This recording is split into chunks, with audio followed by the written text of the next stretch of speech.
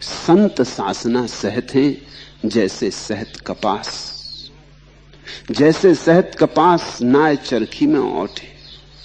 ये वचन समझना। संत सासना सहत है, संत कष्ट सहते हैं जैसे सहत कपास। जैसे कपास बहुत सी तकलीफों से गुजरता है, लेकिन सासना शब्द का एक अर्थ कष्ट भी होता है, मौलिक अर्थ कुछ और होता है। मौलिक अर्थ तो होता है शासन, अनुशासन, साधना। कष्ट दो तरह के हैं जगत में। एक तो कष्ट जो तुम सहना नहीं चाहते और सहते हो, उससे जीवन टूटता है। और एक कष्ट जो तुम स्वयं अंगीकार करते हो, उससे जीवन निर्मित होता है। और ये बात बड़े काम की है।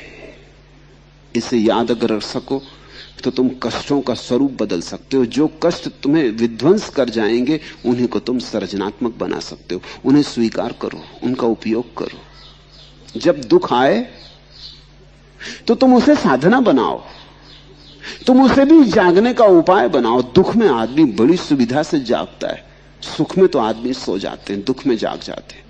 अगर जरा सी भी बुद्धि हो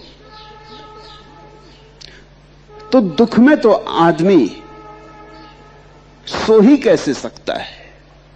चादर ओढ़ के नहीं सो सकते दुख में। इस मौके का उपयोग कर लो। संत सासना सहत हैं जैसे सहत कपास। जैसे कपास को बड़ी कष्टों से गुजरना पड़ता है, लेकिन वे सारे कष्ट कपास को इस योग्य बना देते हैं कि कभी वो सम्राटों का वस्त्र बने, सम्राटों के अंग छुए, ढाके की मलमल बने। ऐसे ही व्यक्ति भी धीरे धीरे कष्टों का अगर ठीक से उपयोग करे तो परमात्मा के अंग छूने के योग्य हो जाता है। संत सासना सहत हैं जैसे सहत कपास, जैसे सहत कपास नाय चरखी में ओटे। कपास को चरखी में ओटना पड़ता है। रुई घर जब तूने हाथ से दो निभोटे और फिर दोनों हाथों से तोड़ता है,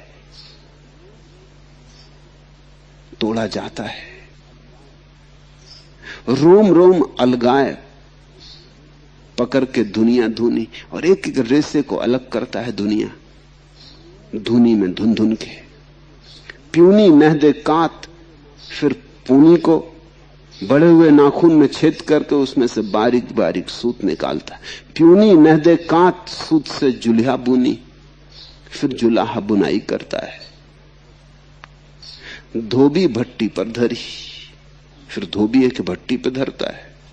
कुंदीगर मुगरी मारी, फिर मुगरियों से पीटा जाता है सफाई के लिए, शुद्धता के लिए। दर्जी टुक टुक फार जोर के किया तैयारी, फिर दर्जी काटता है, फाड़ता है, फिर कहीं वस्त्र बनता है। वस्त्र जो सम्राटों के अंग लग जाए। ऐसा ही संत का जीवन है। जीवन की हर एक स्थिति का वो उपयोग कर लेता है, दुख का भी उपयोग कर लेता है। दुख को शासन बना लेता, आत्मानुशासन बना लेता है। मेरी हस्ती का मोहब्बत में फना हो जाना, वो मेरा नाजिस ए अरबाब ए बफा हो जाना, उनको हम जिंदा ए जावेद कहा करते हैं। जानते हैं जो मोहब्बत में फना हो जाना। केवल वे ही लोग अमृतत्व को उपलब्ध होते हैं। उनको हम जिंदा ए जावेद कहा करते हैं। जानते हैं जो मोहब्बत में फना हो जाना, जो प्रेम में मर जाना जानते हैं, जो प्रेम में मिट जाना जानते हैं, जो प्रेम में शून्य हो जाना जानते हैं, वे ही अमृतत्व को उपलब्ध होते हैं। तो भक्त तो अपने को मिटा डालता है, जैसे कपास सब तरफ से मिट जाता है। वो जो मिटने की सारी प्रक्रियाएं हैं, वे ही बनने की प्रक्रियाएं हैं। तुम मिटने को मिटना मत समझना। मिटना समझे तो तुम बचने लगोगे, मिटना समझे तो कष्ट। फिर कष्ट से बचने के लिए भुलाने के उपाय शराब, सौंदर्य, संगीत, अगर कष्ट को कष्ट न समझे, समझा कि परमात्मा धुन रहा है, रेसे से अलग कर रहा है, कि परमात्मा धो रहा है, ये जो मुगरी से पीटा जा रहा हूं ये मेरी सफाई हो रही, मुझसे कूड़ा कचरा अलग किया जा रहा है, ये जो मैं चरखी में रौंदा जा रहा हूं ये इसलिए है ताकि मेरे भीतर जो छिपा हुआ रहस्य है वो प्रकट हो जाए, मेरे भीतर जो छिपा हुआ प्रकाश है वो प्रगटे, मेरा कमल उठे खिले, मेरी सुवास प्रकट हो।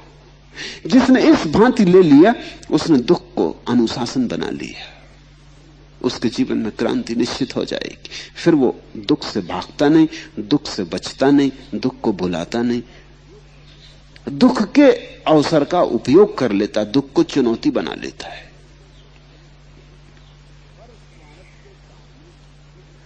पर स्वार्थ के कारणे दुख सह पलटू दास, संत सासना सहत हैं जैसे सहत कपास। और संत के जीवन में दो तरह के दुख हैं। पहले संतत्व के घटने के पहले वो बहुत तरह के दुख झेलता है। दुख तो सभी को है, ऐसा नहीं कि संत को ही दुख है, दुख तो तुम्हें भी है, सभी को है, लेकिन तुम उनसे बचना चाहते। संत उन्हें अंगीकार करता, स्वीकार करता, अहोभाव से स्वीकार करता। यह भी प्रभु की मर्जी, यह भी प्रभु की भेंट। काश तुम दुख को भी प्रभु की भेंट समझ लो तो अनुशासन पैदा हो जाएगा। फिर तुम्हारे भीतर नाराजगी ना रह जाएगी, और तुम्हारे भीतर क्रोध ना रह जाएगा, और शिकायत ना रह जाएगी, और तुम्हारे भीतर से प्रार्थना उठेगी।